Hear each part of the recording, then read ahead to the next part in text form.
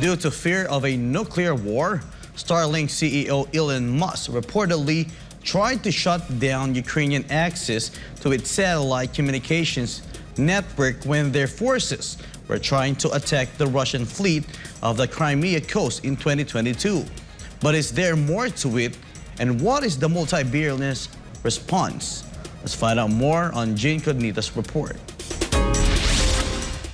An excerpt from a biography written by Walter Isaacson, titled Elon Musk, revealed that the multi-billionaire and Starlink CEO was reportedly worried about being dragged into the war and ordered SpaceX engineers to turn off the satellite as the Ukrainian forces were attempting to attack the Russian fleet off the Crimean Coast last year. Musk feared that Kyiv's attack would amount to a mini Pearl Harbor, which would lead to Russia resorting to nuclear retaliation. Isaacson wrote that after the satellites were disconnected, the Ukrainian drones lost connectivity and were washed ashore harmlessly. Musk reportedly told the biographer, and quotes, "How am I in this war? Starlink was not meant to be involved in wars. It was so people can watch Netflix and chill and get online for school and do good peaceful things, not drone strikes." End of quote. The biographer also claimed that Ukraine's ex-deputy prime minister Mikhailo Fedorov begged Musk to restore access to the satellites. However, the billionaire denied the request and said that Kyiv's drone attack was going too far and was inviting strategic defeat. Meanwhile, Elon took to X, formerly known as Twitter, to clarify that the Starlinks in question were not activated and that SpaceX did not deactivate anything. Musk also said, and quote, "There was an emergency request from government authorities to activate Starlink all the way to Sevastopol, the obvious intent being to sink most of the Russian fleet at anchor. If I had agreed to the request, then SpaceX would be explicitly complicit in a major act of war and conflict escalation." This revelation gained reaction from two famous senior officials of Russia and Ukraine, Ukrainian President Vladimir Zelensky's top aide Mikhailo Podolyak and former Russian President and current Deputy Chair of Russia's Security Council Dmitry Medvedev. Podolyak took to X to lash out at Musk and accused him of being an ignorant with a big ego. Medvedev, on the other hand, took to X to praise Musk for being concerned about a retaliatory nuclear strike from Russia, calling him as the last adequate mind in North America. It can be remembered that Musk donated more than 20,000 terminals of Starlink to Ukraine at the beginning of the conflict in February 2022. But in October of last year, Musk wrote to the Pentagon saying that Starlink could no longer afford to continue funding the service. He also asked the Biden administration to cover the cost. But earlier this year, US and European governments negotiated a deal by paying for another 100,000 Starlink satellite dishes to be sent to Ukraine. Reporting, this has been Jayne Codnita, SMNI News. A Ukrainian oligarch who is also the former sponsor of President Zelensky faces charges of embezzling millions by allegedly unlawfully diverting funds from a bank to strengthen his control over the institution. Carlo De La Peña has the details. Ukrainian oligarch Igor Kolomoisky, known for supporting President Volodymyr Zelensky, is facing serious legal charges after his country's National Anti-Corruption Bureau accused him of embezzling $250 million from Private Bank, a bank he used to control. According to the Anti-Corruption Bureau, Kolomoisky and 5 others allegedly orchestrated an illegal scheme in 2015 to take $250 million from Private Bank. They purportedly pretended to buy the bank's bonds at inflated prices, funneling the money to a company controlled by Kolomoisky. These funds were then used to finance one of Kolomoisky's offshore companies and increase his stake in Private Bank. Ukraine's Anti-Corruption Bureau has not revealed the identities of other suspects involved. This comes after recent allegations that Kolomoisky laundered and moved over $13 million abroad, using his influence over banking institutions he controlled, according to Ukrainian Security Services or SBU. These actions involved the illegal acquisition of assets obtained through criminal means. Kolomoisky was arrested last Saturday, September 2, and a court has ordered him to be detained for 2 months, with a bail set at $13.8 million. His legal team plans to challenge the arrest, and a hearing is scheduled for later this month. Igor Kolomoisky rose to prominence in Ukraine in 2014 when he served as the governor of the southeastern Dnipropetrovsk region following the Maidan coup. However, his tenure was short-lived, as he was dismissed a year later due to conflicts with then-Ukrainian President Petro Poroshenko. In 2016, Ukrainian authorities nationalized private bank owned by Kolomoisky, citing extensive fraud and a threat to the country's financial system. Kolomoisky's influence on President Volodymyr Zelensky's rise to power has been scrutinized. Zelensky, a former comedian, had a television show called Servant of the People, hosted by a media holding controlled by Kolomoisky.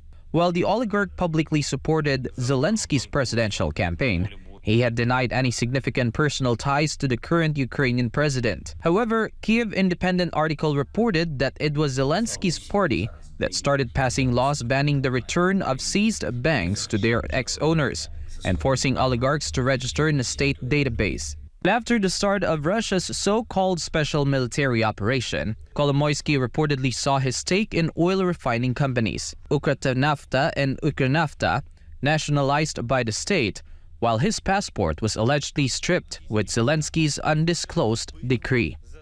Reporting, this has been Carlo de la Peña, SMNI News. The United States is conducting what it calls a precautionary repositioning of more than 1,000 military personnel stationed in Niger, with most officers primarily based on military installations. Vergil Parba files this report.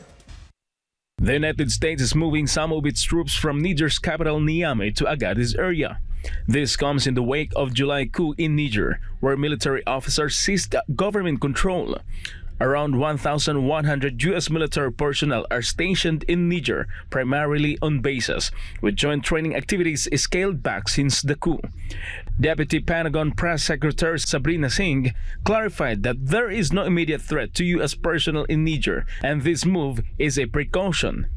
So what we're doing right now is the department is repositioning some of our personnel and some of our assets from Airbase 101 in Niamey to Airbase 201 in Agadez.